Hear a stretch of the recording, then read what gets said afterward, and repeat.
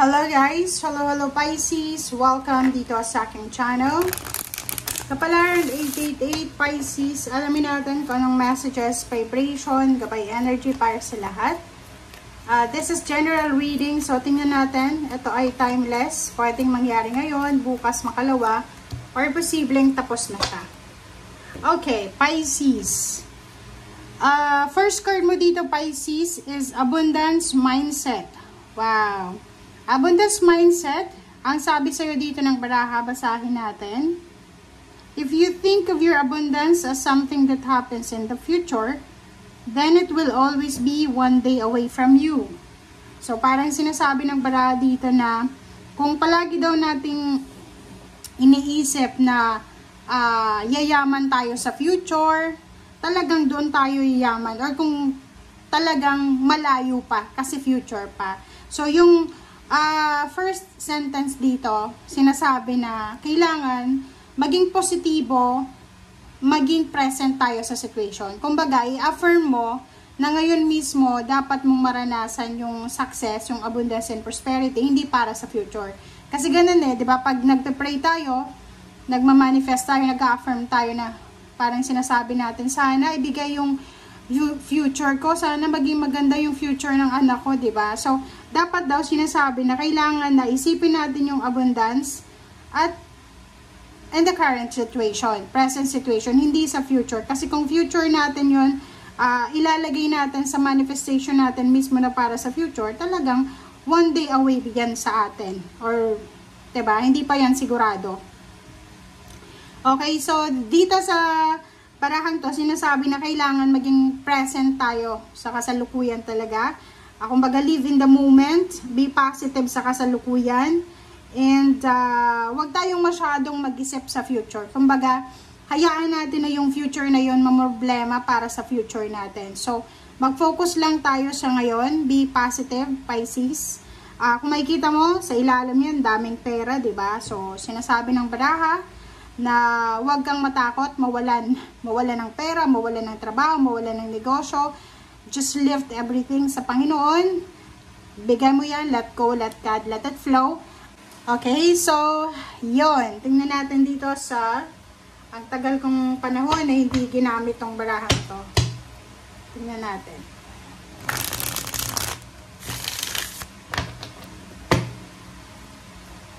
Okay.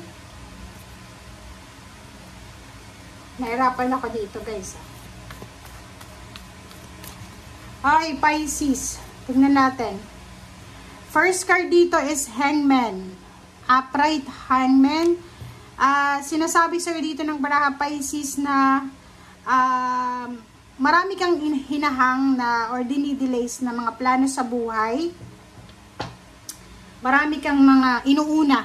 Like, for example, may plano ka sa sarili mo, tapos, bigla mo na lang na i-delay yung plano para sa sarili mo. It's because may kapamilya ka or may ibang tao na humingi ng tulong and then prioritize mo sila. So, ngayon, ang sabi sir dito ng baraha, Pisces, oras na para ituloy na natin yung mga delays na yan. Oras na para i-prioritize mo yung sarili mo. Oras na para gawin kung ano yung mga nararapat mong gawin para sa future. Yun, para sa future, para sa kasalukuyan, and para sa sarili mo mismo. Okay. Ito naman ay Ace of Pentacles. So, sinasabi ng baraha sa'yo, Pisces, na kumbaga, ibibigay sa'yo ng universe kung ano yung mga heart's desires mo. Kaya nga, maging abundant tayo sa mindset natin. Yung parang, wag tayong masyadong matakot sa scarcity. Diba? May mga tao kasing ang bukang bibig nila, wala silang pera, wala silang ganito, ganyan. Pag ganun yung sinasabi ng tao, talagang ganun ang mangyayari. So, dapat palaging meron kahit wala. Okay?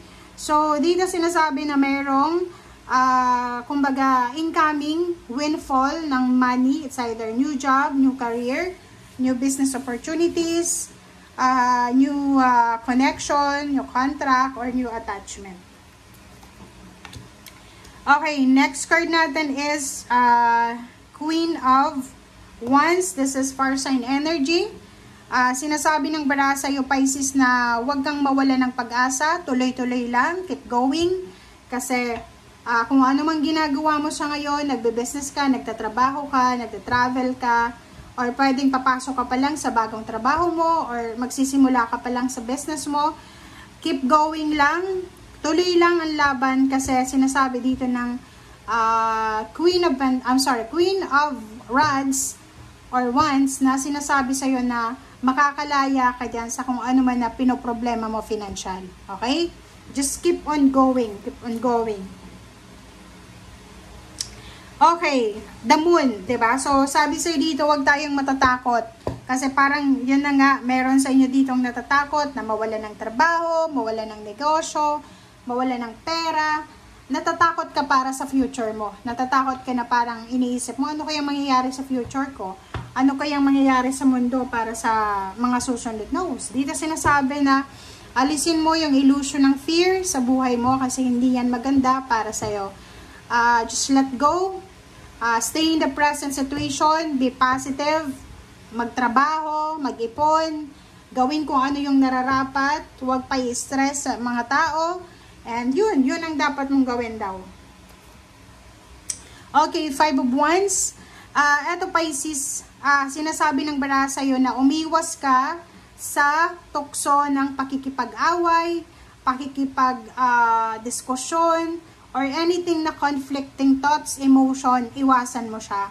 So, ito yung pinaka-challenge sa'yo, Pisces. Kasi minsan, yung Pisces talaga, sila yung mga tinitrigger. Hindi naman sila yung naghahanap ng gulo. Sila yung, kumbaga, hinahanap ng gulo. So, ito, sinasabi ng bara sa'yo na kailangan mong, kumbaga, i-let go yung sitwasyon na yan. Kasi minsan, hindi lahat ng battles kailangan nating labanan. Hindi lahat ng competition kailangan makipagkompetensya. Hindi lahat ng away kailangan mong patulan. Kasi minsan, kailangan mong umalis dyan sa situation na yan. Kasi hindi yan para sa'yo. Hindi yan sa level ng mindset mo or ng spiritual mo. Okay? Okay, wow. Hierophant. Okay, Pisces. Sinasabi ng bara sa'yo dito na doon sa mga Pisces na may mga business kayo, pero marami kayong mga problema sa partner nyo, like sa ka-investment nyo, sa partner nyo sa trabaho, or maybe doon sa mga Pisces na marami kayong mga problema para sa communication and commitment, 'di ba? Lalo kung business person ka. Dito sinasabi wag kang mag-alala kasi sa darating na mga araw, Pisces, sinasabi na makakalaya ka sa kung ano man na stagnation yan, injustice na yan, and makakahanap ka ng mga tao na talagang susuportahan ka sa kung ano yung meron ka or wala. Mahirap, mayaman ka man, may trabaho or wala kang trabaho, susuportahan ka ng Hierophant na to. Okay, victory and success. Congratulations, Pisces. Tingnan natin. Nine of Swords, sinasabi na sa reverse ka na, haharapin mo na. So, sinasabi ng baraha, tapos na.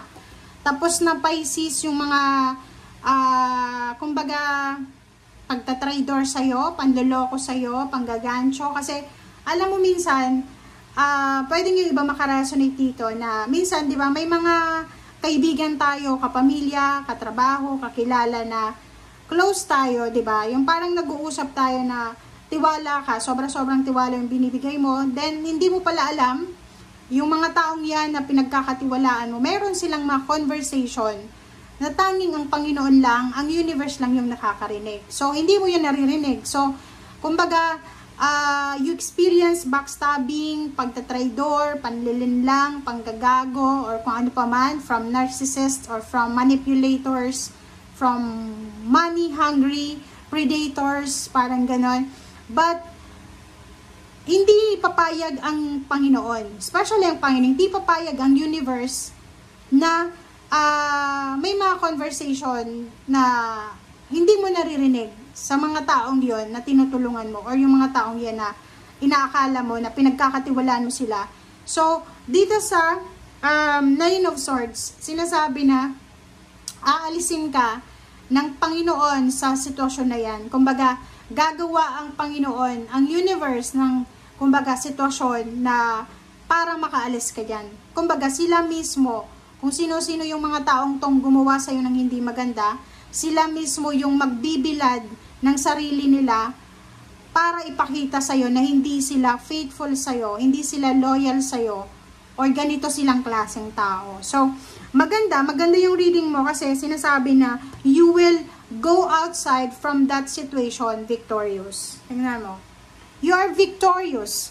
'Di ba? So, kung makikita mo dito, sinasabi na lahat ng mga pinagdaanan mo or pinagdadaanan mo sa ngayon, lalo na kung tinatrader ka ng mga taong tinutulungan mo or mga taong pinagkakatiwalaan mo, hintayin mo lang yung karma kasi yung karma digital. Hindi mo kailangan mag-take ng revenge. Wag kang mag-iisip na maghigante. Kasi unang-una, may kasabihan tayo na yung mga taong ganyan, tinulungan mo na, pero trinayder ka pa, sinaksa ka pa, yung mga taong yan talagang patapon yung mga buhay niyan. So, sila mismo ang gagawa ng kasiraan nila sa buhay. Tulad niyan, di ba? Wala kang kaalam-alam, pinagkatiwalaan mo pala, tapos sinisira ka.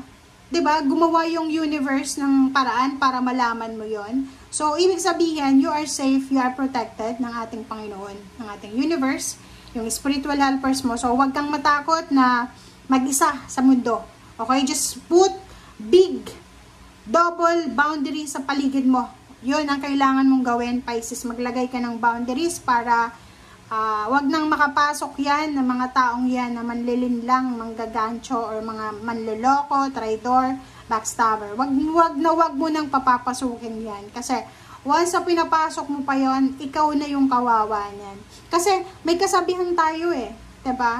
Okay lang, hindi okay lang sa iba, diba? Yung parang sasabihin ng iba na, hayaan mo na yung karma. Okay, hayaan natin yung karma. Pero wala ka namang ginagawa. You're just tolerating the bad behavior. You're just tolerating na mang-backstab sila. Kasi masama yun Kasi pag mayroon tayong lalalaman ng mga tao na, halimbawa, sa akin, may nagkwento sa akin na, alam mo, sige yan ganito. No. Ang taong yun na nagkakwento sa akin, hindi ako magtitiwala sa taong yun. Kasi unang-una, pinagkakalat niya kung ano yung baho ng ibang tao. So, ba't ako magtitiwala sa kanya? So, I stop that chismis mismo sa akin.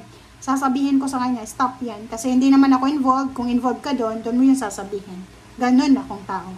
Okay, so yun dito sa'yo, Pisces, ganun yung sinasabi. Oras na para maglagay ka na ng boundaries. No. Ang ikli ng buhay ng tao sa mundo. Huwag kang papayag na uulit-ulitin kang tapakan ng mga taong yan. Okay?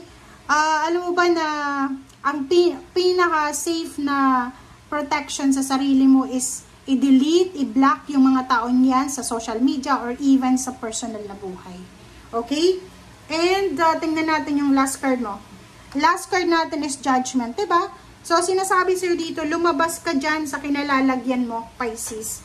Kung halimbawa na ganyan yung pagpapalaki sa'yo ng magulang mo na kailangan na kahit inaabuso ka na, hayaan mo sila, no? Oras na para umiwas ka sa kung ano man yan na ginagawa nila. Okay? Yan nga ang sabi ko sa'yo, napakaikli ng buhay sa mundo. Hindi ka titira dito na, kumbaga, you quietly remove yourself from that situation. Diba? Hindi ka dapat nag-explain sa kanila, and hindi ka dapat bumabalik sa kanila. Okay? Kailangan, pag alam mong disrespected ka na, just move on. Just let go the situation, the person. Okay? And i-normalize natin yung pagbablock ng mga, or pag-unfriend ng mga toxic na tao na yan Kasi, pag hindi mo yan ginawa, every time na makikita mo yung pangalan niyan, every time na makikita mo yung mga post niyan, may hirata ka. So, much better na protectionan mo yung peace of mind mo. It's better na ghosting na lang kaysa makita mong paulit-ulit kang magagalit, diba? So, i-outgrow mo na yan ng mga taong toxic na yan, okay? So, pag feeling mo hindi ka na safe dyan, close the situation. Pag feeling mo na hindi ka na nararespeto, close na, diba? Pag feeling mo hindi na sila honest sa'yo, hindi loyal, yung parang, yun yung may kasabihan tayo na, pagkaibigan ng lahat ang taong yan, hindi yan mapagkakatiwalaan. Halimbawa, ikaw, may isang tao na kakilala mo, tapos kinikwentuhan mo ng mga kung ano-anong bagay sa buhay mo, plano mo, yung pala best friend ng kaaway mo, magtitiwala ka ba sa kanya? No, diba? So, pag hindi align yung mindset nyo, yung mga point of view nyo, pag hindi align yung mga mindset natin, totoo yun guys, kailangan natin na i-close yung situation na yun, close yung relationship, kasi hindi kayo hindi kayo bagay, kahit sabihin natin na kapamilya ko, no, pwede mong kausapin yan na sa level mo. Okay, hindi ka dapat nag-share ng mga important things dyan, kasi hindi niya yon sakop ng isip niya, hindi niya yon maintindihan. Okay? Pag walang assurance sa relationship, go na. Lalo sa pera, pag feeling mo walang accountability, nako, let go mo na yan. Okay? And yun, kung halimbawa na feeling mo hindi ka, yun, safe. Sa akin yun, pag hindi ako safe, feeling ko na, hindi ako safe. Talagang i-escapo na talaga ako. And be careful pay attention, Pisces, sa mga tao. Pay attention doon sa mga, kung ano-anong nakikita mo sa mga tao. Kasi pwedeng, pinapahiwatigan ka na ng universe na, etong taong to ay hindi to para sa'yo. Pag-aralan mo yung mga taong pinapapasok mo sa buhay mo. Okay? Kasi minsan, nakaka-traumatize yun.